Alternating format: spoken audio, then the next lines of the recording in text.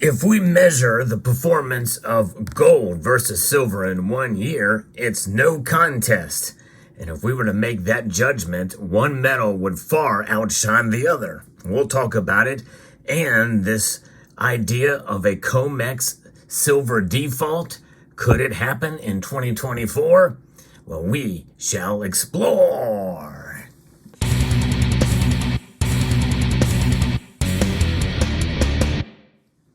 Silver stackers are chomping at the bit for silver to actually do well.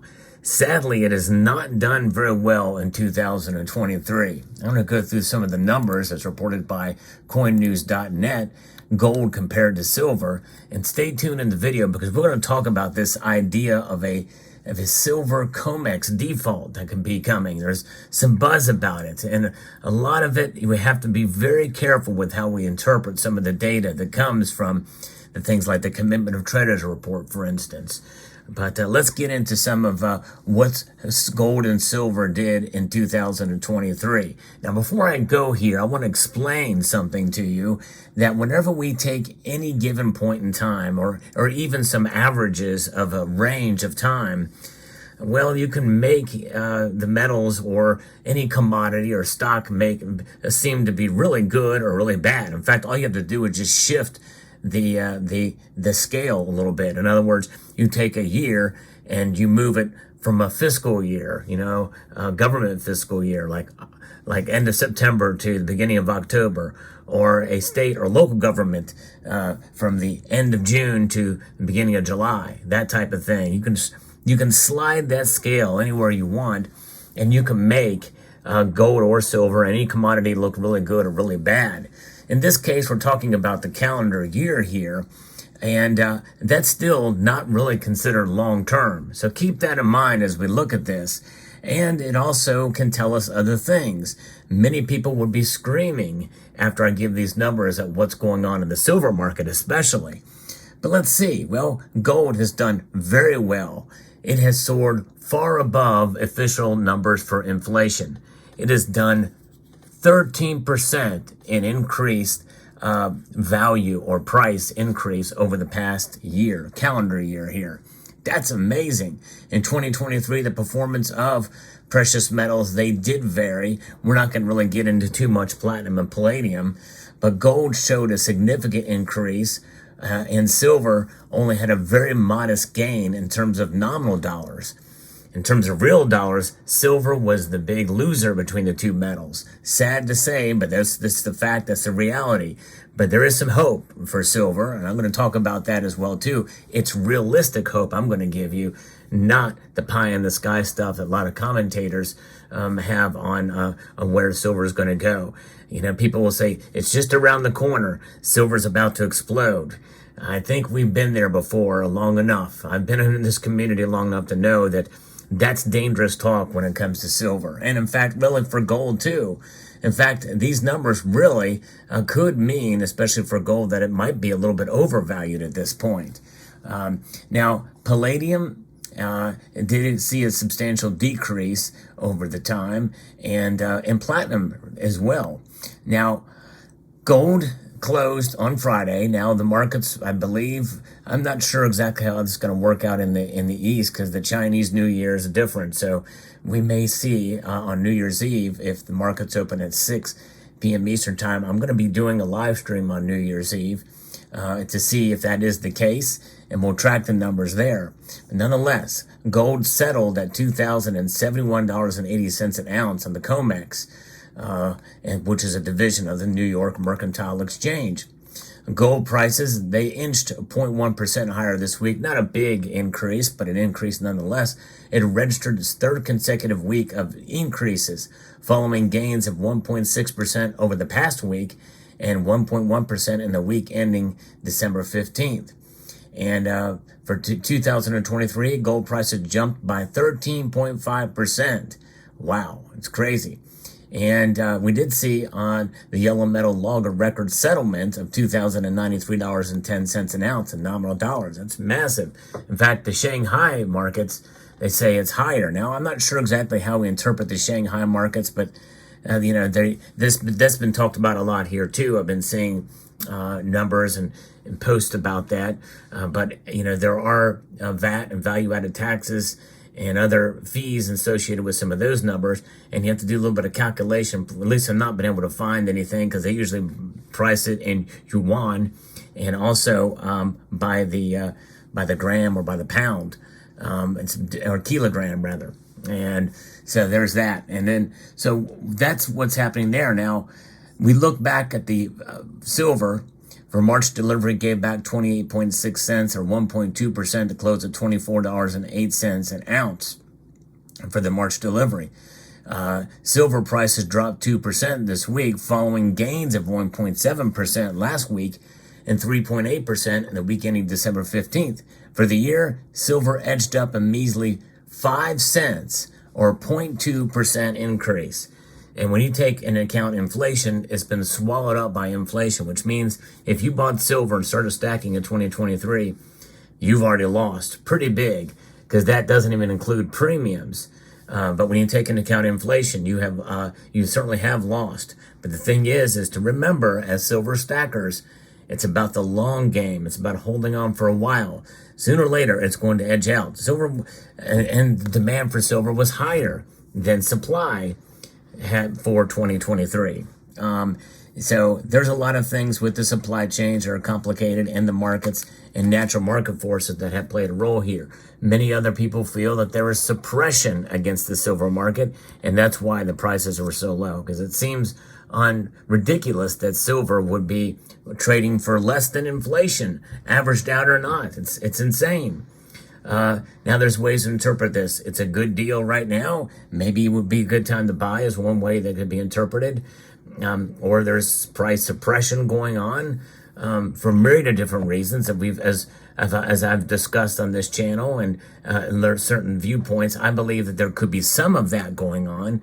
But I think overall, the natural market forces and how complex the silver market is, especially considering that has a lower market cap than gold, much lower market cap than gold. Central banks don't hold silver, they hold gold. And I think that's another reason why gold tends to react first during these economic and geopolitical situations that we have seen in 2023.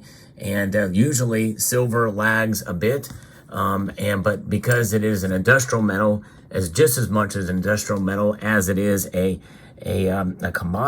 monetary metal, you're going to see some push and pull in the prices in that regard. And we go back and through and look at the daily silver prices over the last year. Well, we did see it go up over $25 an ounce for a while, and it's just been kind of pulling back, averaging all these numbers together over the past year.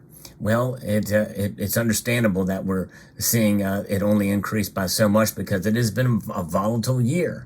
But it did get up over $25 an ounce, and it wasn't that terribly long ago where we saw this occur. In fact, I'm looking at some numbers here, trying to find it. But it's been a pretty exciting time when it was over $25 an ounce for a brief amount of time.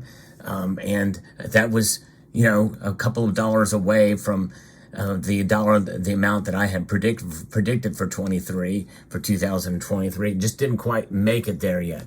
And I think that volatility is more of a sign of just the nature of the overall market, and what pushes and pulls against the price. But I can certainly sympathize with those who think that it is being held down for a myriad of different reasons. But nonetheless, that's the nature of what we've seen there. Now, because of that, you're going to see a lot more talk by silver bulls out there about what could be coming. In fact, I've already seen a lot of people saying 2024 is going to be the year for silver, and I'm not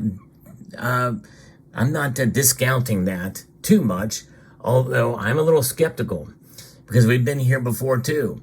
People make these grand stands with silver, thinking it's going to just go to the moon any moment now, and then it never does. And then people get discouraged, and they end up, just bailing out of silver. And I want to encourage you not to do that. There is hope for silver. Now let's talk about this COMEX silver vault situation here. Some people feel that a silver COMEX default is coming, and it could come very, very soon, as soon as January. Now, there is a Twitter user called Michael who has been reporting on the COMEX silver numbers, and some of his work has been published in Shift Gold and the like, and it talks about what happens here. So one of his most recent posts says that the COMEX silver vaults totals have dropped 8,165 ounces, and registered has dropped 571,000 ounces. And open interest is now equal to 238% of all vaulted silver and 1,487% of all registered silver. And these numbers, depending on how you interpret those, depending on how much these numbers get moved around, well, I don't know what the historic context, the numerical context of all these things are, but some are saying that there's not enough silver there to make it, and we could be heading because of this, because there's not enough silver in the vault, that it could essentially default. A more recent posting shows that there's practically zero warranted metal for futures deliveries.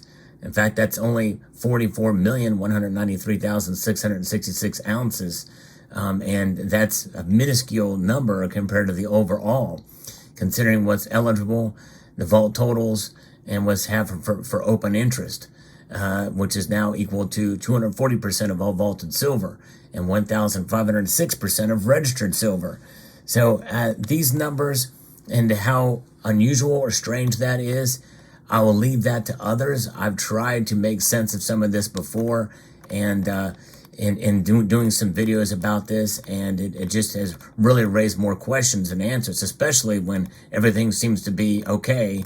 At the next time the reporting numbers, silver comes and goes through the COMEX at certain points of time, and so when the COMEX Silver Exchange is dying, as some predict, well, before you write the obituary of the COMEX silver vaults, let's wait a little while and see what happens with some of these numbers. Now, we've talked about lower numbers inside of the COMEX and in the LBMA, and so far things are still holding fast. And again, more silver is mined, more silver is recycled, and essentially it's going to come back through the COMEX again. It's a revolving door. It really is. So be cautious with some of this information, and let's see what happens down the pike. Am I saying that silver is going to perform worse in 2024 or the same? No, I think it's still going to go up. In fact, I just did a silver prediction video. I'm going to link to it at the end screen of this video. I hope you will check it out, because I think that silver is going to go up this year.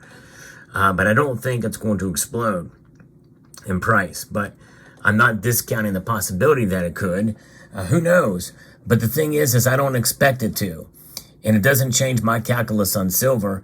I've not sold a single ounce and don't plan on selling a single ounce. I'm in it for the long haul. That's what they call diamond hands, folks. I'm holding on tight.